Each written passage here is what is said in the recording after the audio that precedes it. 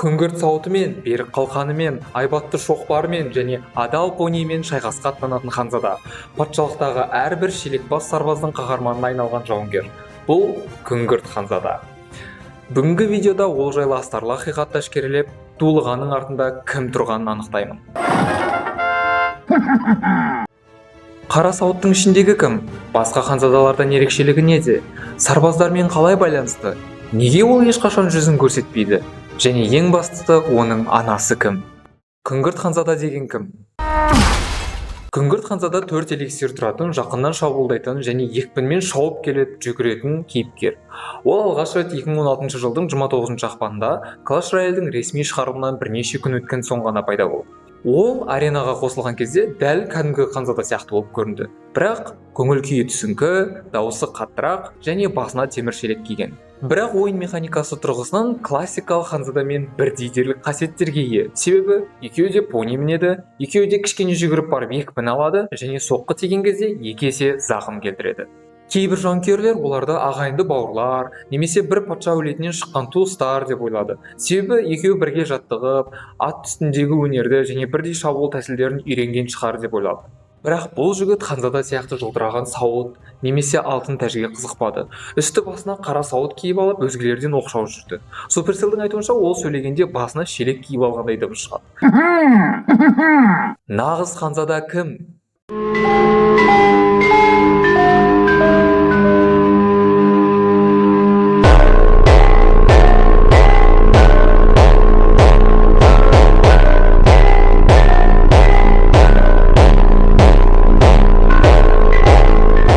Бірнеше жылдан кейін Supercell патша әулетіне жаңа кейіпкер қосты. Жаңа карта.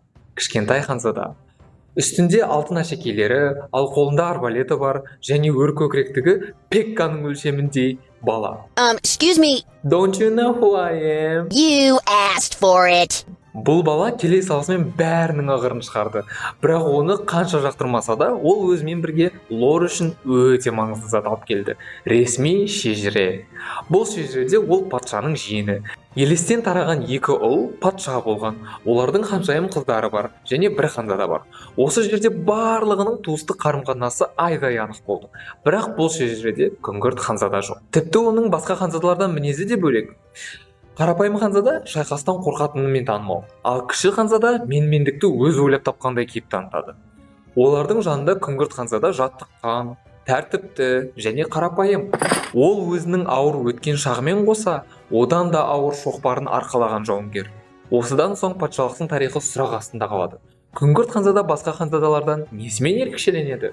Бұл сұрақ бізді келесі тарауға алып келеді. Күңгірт сарбаз.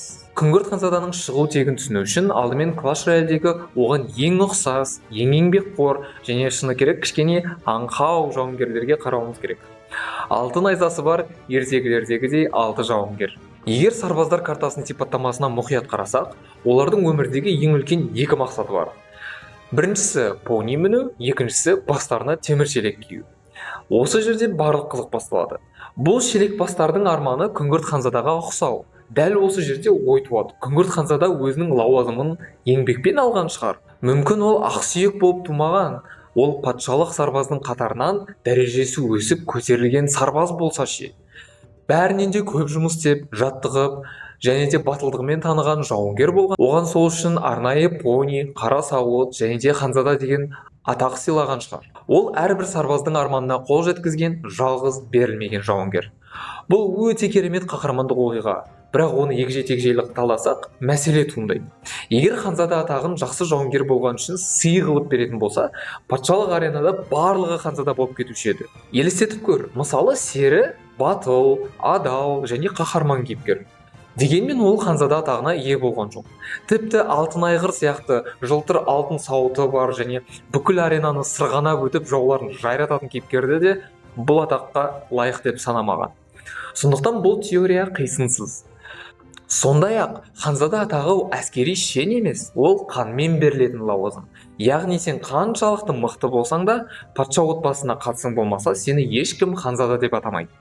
Осыны ескере отырып жаңа сұрақ пайда болады. Егер күңгірт ханзада бұл атаққа еңбекпен жеткен сарбаз болмаса, бәлкім ол патшалық өмірдің қызығын көре алмаған ақсүйек шығар.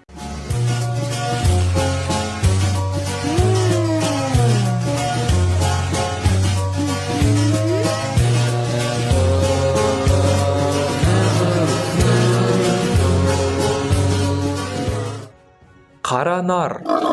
Қаранар ыстыққа да, суыққа да, шөлге де төзімді 4 түліктің бірі. Көшпелі заманда бар жүкті арқалайтын мықты түйе болған. Біздің кейіпкер сол сияқты ауыр тағдырды арқалаған. Оқиға ол әлі нәресте болған кезде басталады. Кез келген нәресте емес, Clash Royale'дегі патшалардың бірінен туған. Бірақ олардың ресми патшайымдарынан емес. Яғни патшаның ұлы, бірақ заңды мұрагері емес. Орта ғасырлық патшалықтарда мұндай оғаш оқиғалар мәселе тудыратын. Сондықтан патшалар мұндай баланы жұрт алдында мойындай алмайды.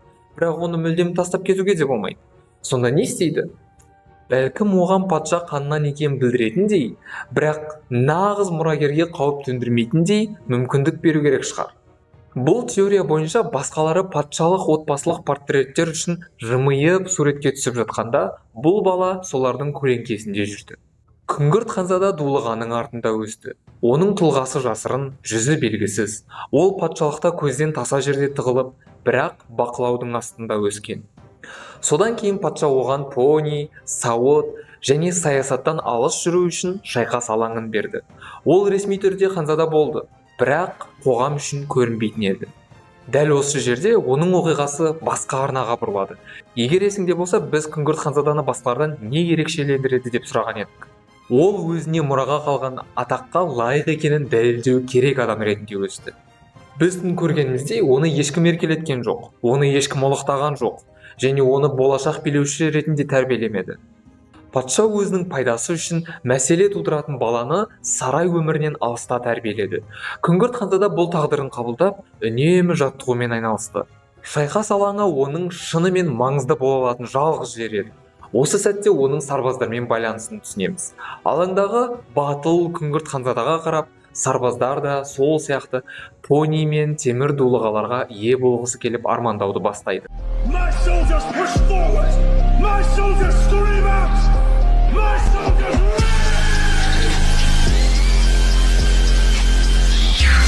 I said advance, goddammit!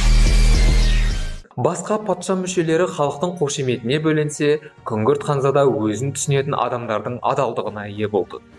Сонымен ол ханзада атағын еңбекпен алды ма, әлде солай туылды ма? Бұл теория бойынша жауап екеуі де. Ол ханзада болып туылды, бірақ күңгіртте өсуге мәжбүр болды. Сондықтан оның есімі күңгірт ханзада. Шоқпарлы патша. Күңгірт ханзаданың балалық шағы патша отбасының көлеңкесінде өтті.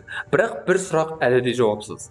Неге патшалық сарбаздар күңгірт ханзадаға ұқсағысы келсе, оның стилін көшіріп бастарына ағаш шелек киді, оған ұқсағысы келіп пони мінуді армандайды. Бірақ олар күңгірт ханзаданы ерекшелейтін бір нәрсені ешқашан сұраған емес. Оның қаруы шоқпар.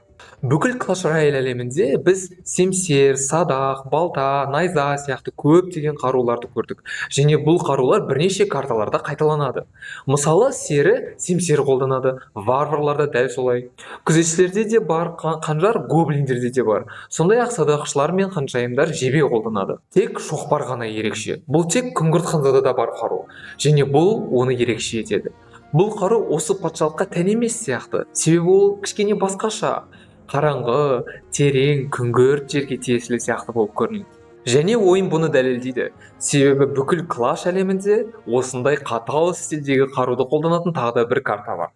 О дүниеден келген ақсүйек. Қаңқалар патшасы. 2021 жылдың қазанында Clash Royale жаңа чемпион картасын таныстырды. Өліден қайта тірілген ақсүйек.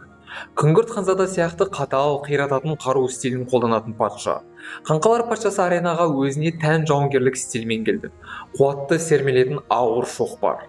Clash Royale'дегі көптеген тірі өліктерден айырмашылығы, қаңқалар патшасы ақылсыз емес, ол стратег, ол көшбасшы, және ол адалдықты талап етеді. Себебі қаңқалар кез келген адамды патша ретінде сайламайтын еді ғой.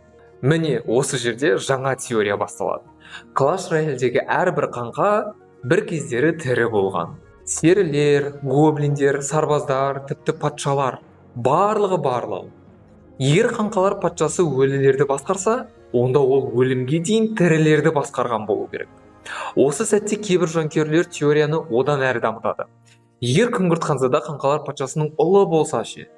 Бұл теорияны ұсынудың себебі көзге бірден түсетін ұқсастықтар. Екі кейіпкерде де ауыр шоқпар бар.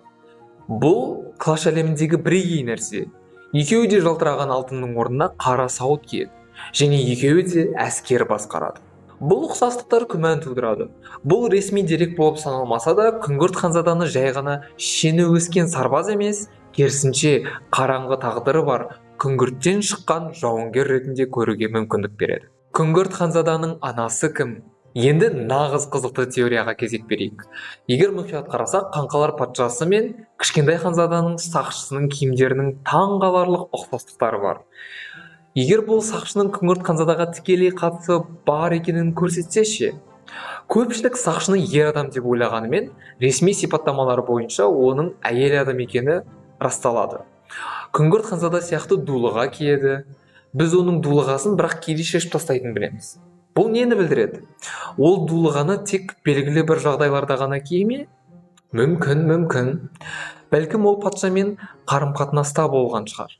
Ешкім оның жүзін танып қоймау үшін дулығы астында жасырынуға мәжбүр болған шығар.